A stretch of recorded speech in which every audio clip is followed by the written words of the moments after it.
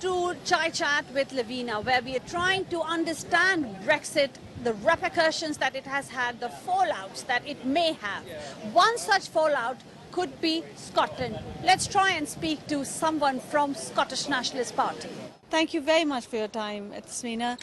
What do you think about the referendum, Prime Minister's resignation call, and also then Scotland? I think we should come to Scotland as well. Absolutely, you should come to Scotland. A very disappointing result, I think, for the whole of the United Kingdom. The SNP campaigned positively to remain in the EU, in Scotland, and indeed across the whole of the United Kingdom. Where we find ourselves now is that Scotland has voted decisively to remain in the EU, by a huge margin of 62 to 38, whereas the rest of the UK has voted differently. So we can see different parts of the country behaving and reacting in different manners. And for us, and indeed for Nicola Sturgeon, from whom we will hear in very short course, a decision has to be made in terms of what that means for Scotland, because paramount in our minds, of course, is protecting jobs and investment in the Scottish economy, so much which is a reliance upon our relationship with the EU.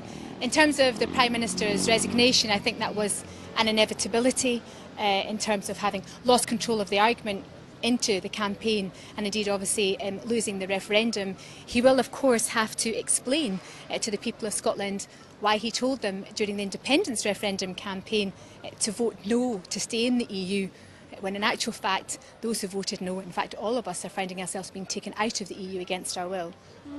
Yes, of course. And Nicola Sturgeon has already made a kind of statement that means that there is an inevitability about another Scottish referendum, which is that they would like to stay, or Scotland would like to stay in the EU, and which you have said as well. Do you think there is another referendum, Scottish referendum, on just around the corner? Well, we haven't heard from the First Minister specifically on that point yet. We will during the course of the day.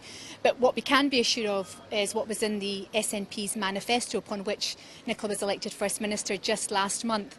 And that was very clear in that if there is a material change in circumstances, the example being given of Scotland being taken out of the EU against her will, that would demonstrate one issue, one change in circumstance that could justify another independence referendum. But that remains to be seen. It's a decision to be taken by the First Minister, but right now paramount in her mind will be protecting the interests of the people of Scotland.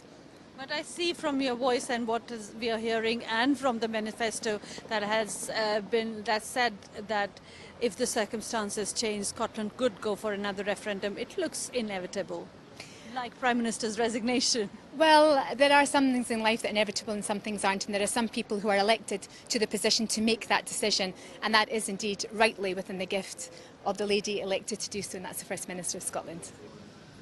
One of the fallouts as a lead-up to this referendum has been between the Tory parties and ultimately of Prime Minister David Cameron, who has said he is going to resign from his premiership from October onwards. And I'm here with Paul Scully, who is from the Tory party and was for Brexit. So now this is quite a rare situation where a Prime Minister resigns in the middle of the term, despite the fact that he came with a huge mandate.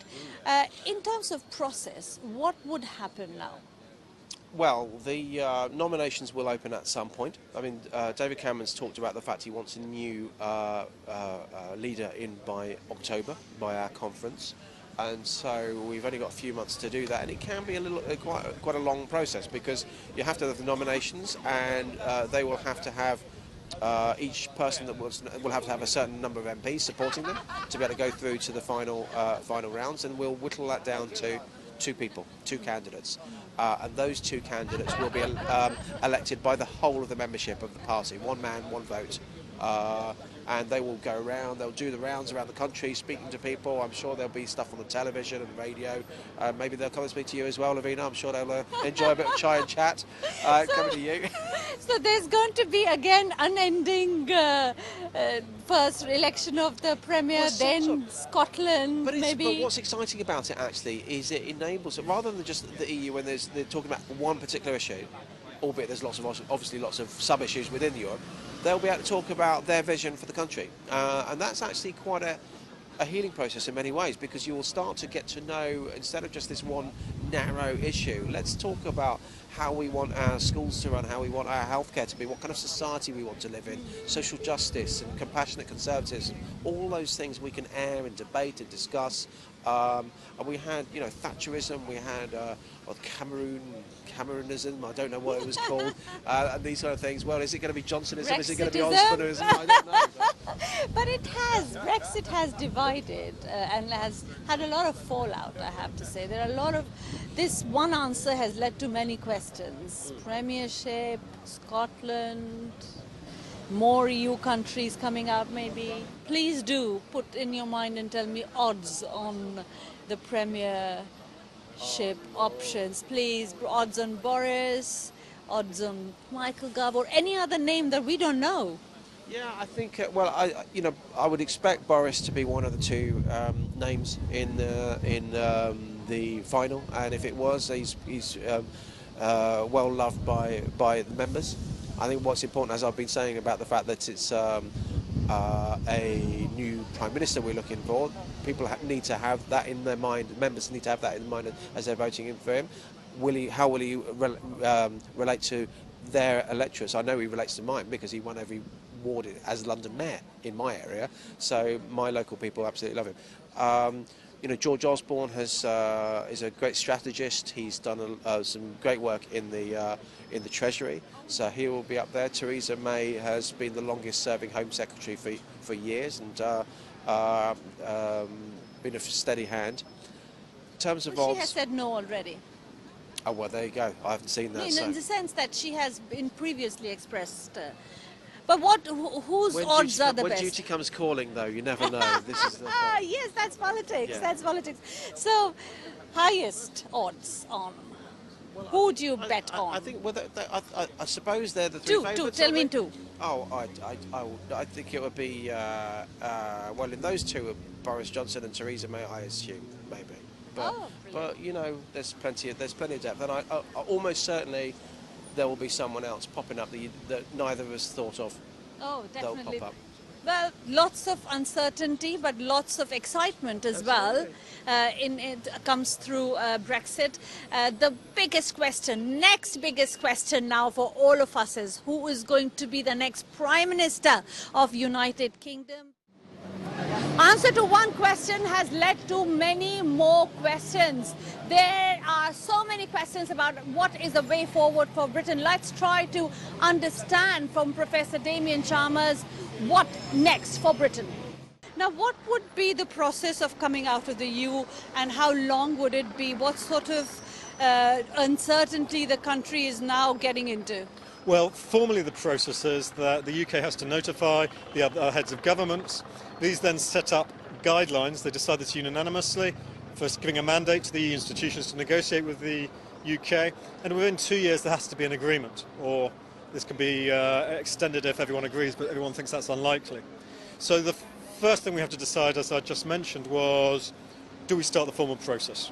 And I think that will have to come sooner rather than later, because the EU just won't negotiate with us until that moment. After that, there will actually be quite a while the EU actually decides its negotiating position. The UK, I mean, I imagine there will be leaks, but the UK will be in the cold. And then the negotiations will start. The problem with this is that early next year we have elections in France and Germany, so it may well be that serious negotiations, rather than rhetoric, don't start for 9 or 10 months. And everyone is talking about Independence Day, and I'm really not sure that is the right term, given, you know, if we look at the context where most states get their independence. The UK will not be leaving the EU for at least a few more years. The only commitment the Leave side is that it will be before the general election. So until then, we've got to abide by EU laws, we'll be involved in EU procedures, and that could be any time up until May 2020. So when you say negotiations, are we talking about economic trade negotiations, border negotiations, or every level negotiation? It will be every level negotiation. Of course, the UK will not want such an extensive relationship as it currently has. So it will rather be what parts of EU law does the UK not contribute to, and does it have to contribute any money still to the EU? Where would India stand? How would that impact, let's say, a country like India, and also all the rhetoric about dealing with Commonwealth more? I think that rhetoric largely is rhetoric, and let me explain why. States like India are not going to agree any deal with the UK until they see what deal the UK has got with the EU. There's two reasons for that. There's significant Indian investment in the UK, and part of that has historically been because the UK is part of the EU, so they want to see what's going to happen to the investment. And secondly, the value to any Indian traders or investors of any deal depends on what the UK agrees with the EU. So first of all, we'll have to wait. And second, and above all that, there's a reason the EU does not have a deal with India. There's been a lot of talk about it for a long time. And the reason it has stalled, it's not simply because there's 28 states. These things are extremely complicated, extremely complex. They inevitably cover a wide range of issues. So, for example, I couldn't see any deal done between the UK and India in the next 5 years. So do you think this whole thing about immigration, could that go in the favor of countries like India? Could the point system mean that it is relaxed for, let's say, Indian skilled workers or others who want to come here? I don't think so. There's been some discussion about that from one or two vote leave campaigners, but that was not the general tone of the debate. The general tone of the debate, there was just too much immigration generally into the UK. There is a commitment by the current government, which still stands, to get migration down into the tens of thousands. Migration to the UK from non-EU citizens is still higher than from EU citizens. There'll be an attempt to get the EU part down. How much we'll have to wait and see, but I don't think anything will change on the non-EU part. A lot has happened in the past 4 months. We have been bombarded with information and arguments. Everything has culminated into momentous Brexit. Now is the time to sit back, take a stock, and just figure out what hit us. If you do figure out, do Twitter me at Lavina Tandon or write to me at chaichat@aajtak.com. See you, take care, God bless, next week.